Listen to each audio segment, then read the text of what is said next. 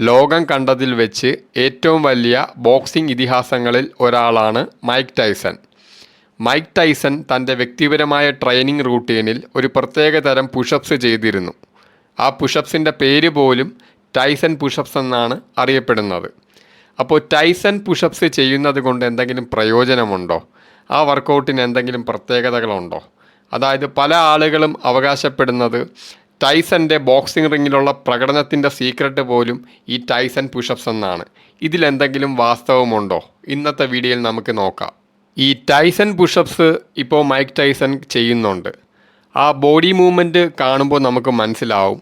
അതായത് നമ്മുടെ കാൽപാദങ്ങൾ രണ്ടും ഒരു മതിലിലോട്ട് അല്ലെങ്കിൽ ഒരു ഹാർഡായിട്ടുള്ള ഒരു പ്രതലത്തിലോട്ട് ഉറപ്പിച്ച് വെക്കണം. എന്നിട്ട് പുഷപ്സ് ചെയ്യണം. പുഷപ്സ് ചെയ്ത് മുകളിലോട്ട് അപ്പ് ചെയ്യുമ്പോൾ നോർമൽ പുഷപ്സ് അപ്പ് ചെയ്യും പോലെ അല്ല, നമ്മളൊരു സ്കോട്ടിങ് പൊസിഷനിലോട്ട് പോകണം. അതായത് സാധാരണ സ്കോട്ട് നമ്മൾ നേരെ നിന്നിട്ട് ഗ്രാവിറ്റിക്ക് എഗെയിൻസ്റ്റ് ആയിട്ടാണ് നമ്മൾ നോർമലി സ്കോട്ട് ചെയ്യുന്നത്. ഇപ്പോൾ മൈക്ക് ടൈസൺ പുഷപ്സിൻ്റെ പൊസിഷനിൽ നിന്നിട്ടാണ് സ്കോട്ടിങ്ങിൻ്റെ മൂവ്മെൻറ്റ് ചെയ്തിട്ട് വീണ്ടും പുഷപ്സിലോട്ട് പോകും. അപ്പോൾ തീർച്ചയായിട്ടും ഇത് കണ്ടു കഴിഞ്ഞാൽ അല്ലെങ്കിൽ ഇത് ചെയ്ത് കഴിഞ്ഞാൽ പോലും വളരെ ഒരു അഡ്വാൻസ് ആയിട്ടുള്ള ട്രെയിനിങ് ഒന്നുമല്ല. അതായത് ഒരു ഇൻ്റർമീഡിയറ്റ് ലെവലിലുള്ള ഏതൊരാൾക്കും അനായാസം ചെയ്യാൻ പറ്റുന്ന ഒരു പുഷപ്പ് വേരിയേഷനാണ് ഈ ടൈസൺ പുഷപ്സ് എന്ന് പറയുന്നത്. അപ്പോൾ ഈ പുഷപ്സ് സാധാരണ ഒരു പുഷപ്സും ഈ പുഷപ്സും കൂടെ നോക്കിക്കഴിഞ്ഞാൽ സാധാരണ ഒരു പുഷപ്സ് ചെയ്യും പോലെ അല്ല. ആ മൂവ്മെൻറ്റ് തന്നെ വളരെ വ്യത്യാസമുണ്ട്. അപ്പോൾ ഈ ടൈസൺ പുഷപ്സ് അവകാശപ്പെടുന്നത് full body workout, full body muscle ഗ്രൂപ്പുകൾ ഇൻവോൾവ് ആവുമെന്നാണ്. പ്രൈമറി ആയിട്ട് ഷോൾഡേഴ്സ്, ഡെൽറ്റോയിഡും ചെസ്റ്റും ട്രൈസെപ്സും, അതുപോലെ ലോവർ ബാക്ക്, അബ്ഡമൻ, അതുപോലെ തന്നെ ഗ്ലൂട്ട്, ഹാംസ്ട്രിങ്സ്, കോട്ടസെപ്സ്. അപ്പോൾ ഈ മസിൽസ് എല്ലാം വർക്കാവുമെന്നാണ് അവകാശപ്പെടുന്നത്.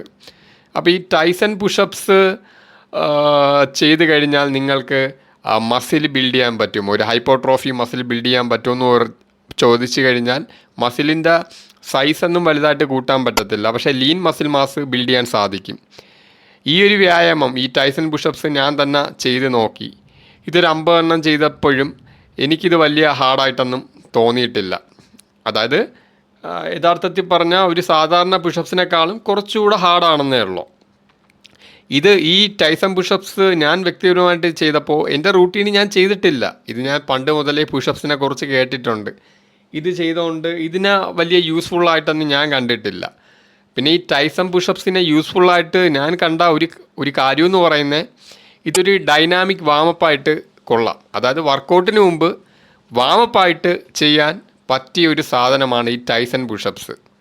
അല്ലാതെ ഇപ്പോൾ ഒരു മസിൽ ബിൽഡ് ചെയ്യാൻ ആഗ്രഹിക്കുന്ന ഒരാൾ ഈ ടൈസൺ പുഷപ്സ് ചെയ്തിട്ട് പ്രയോജനമൊന്നുമില്ല മസിൽ ബിൽഡിങ്ങിൻ്റെ കാര്യത്തിൽ. പിന്നെ നിങ്ങൾക്ക് എൻഡ്യൂറൻസ് കൂട്ടണം.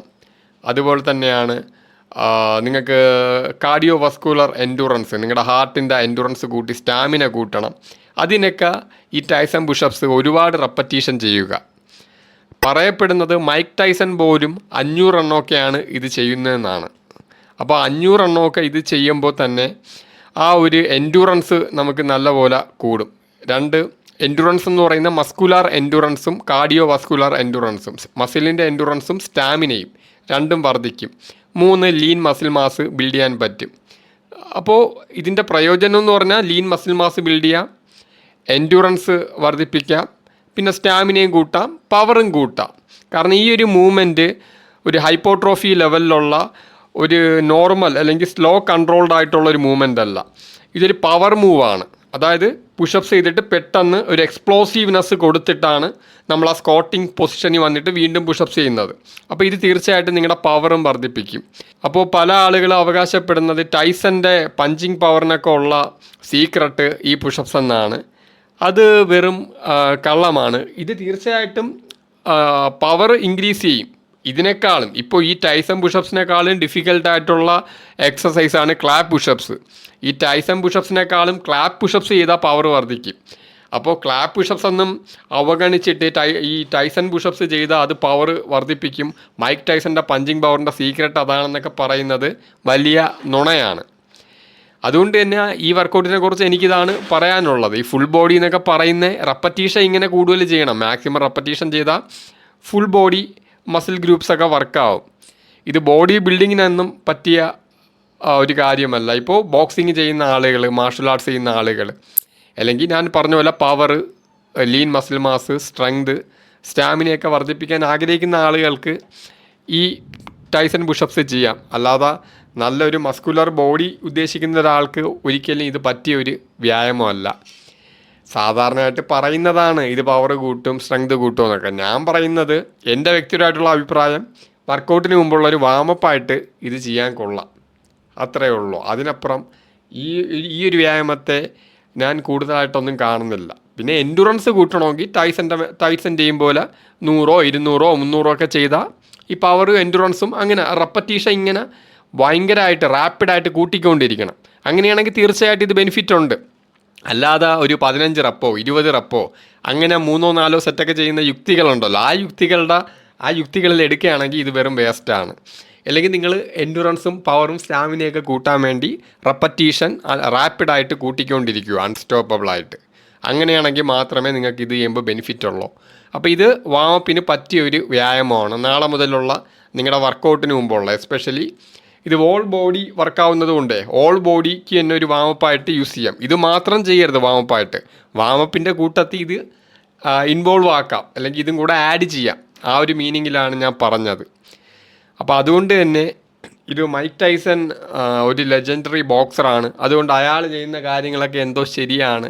ഈ പുഷപ്സിനെ കിങ് ഓഫ് പുഷപ്സ് എന്നൊക്കെ പല ആളുകളും പൊക്കി അടിക്കുന്നുണ്ട്. എന്ത് കണ്ടിട്ടാണെന്ന് എനിക്ക് മനസ്സിലാവുന്നില്ല. അതായത് ഈ ഒരു പുഷപ്സ് ഞാൻ ഒരു 50 എണ്ണം ചെയ്ത് നോക്കി അൺസ്റ്റോപ്പബിളായിട്ട്. എൻ്റെ ഹാർട്ട് ബീറ്റ് ഒന്നും വലുതായിട്ട് കൂടിയിട്ടില്ല. നോർമൽ ഒരു 50 പുഷപ്സ് ചെയ്താൽ എൻ്റെ ഹാർട്ട് ബീറ്റ് ഒന്നും അങ്ങനെ കൂടുകയൊന്നുമില്ല. കാരണം നമുക്ക് വർഷങ്ങളായിട്ട് ട്രെയിനിങ് ചെയ്യുന്നതുകൊണ്ട് എൻഡുറൻസ് ഒക്കെ ഹൈ ആണ്. എസ്പെഷ്യലി മസ്കുലാർ എൻഡുറൻസും ഹൈ ആണ്, കാർഡിയോ വസ്കുലർ എൻഡുറൻസും ഹൈ ആണ്. അതുകൊണ്ട് തന്നെ ഒരു 50 പുഷപ്സ് ഒന്നും എൻ്റെ ഹാർട്ടിന് വളരെ കൂടുതൽ പണിയെടുക്കേണ്ട ആവശ്യമൊന്നുമില്ല. അത്രത്തോളം എൻഡുറൻസ് ഉണ്ട്.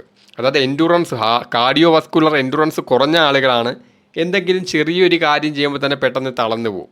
ചില ആളുകൾ 1 കിലോമീറ്റർ നടന്നാൽ തന്നെ വളരെയധികം കിതയ്ക്കും. അത് നിങ്ങളുടെ ഹാർട്ടിൻ്റെ എൻഡുറൻസ്, നിങ്ങളുടെ സ്റ്റാമിന അനുസരിച്ച് വ്യത്യാസപ്പെടും. അപ്പോൾ അതാണ് ഈ ടൈസൺ പുഷപ്സിനെ കുറിച്ച് എനിക്ക് പറയാനുള്ളത്.